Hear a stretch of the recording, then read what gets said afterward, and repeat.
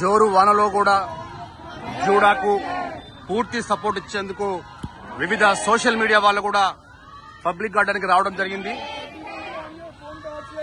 మౌమిత హత్యను పూర్తిగా వ్యతిరేకిస్తూ జూడాలు కొవ్వొత్తుల rally public garden నుంచి అమరవీరుల స్తూపం వరకు చేస్తూ ఉన్నారు. This is only on exclusive coverage on జై స్వరాజ్య వరల్డ్ టీవీ.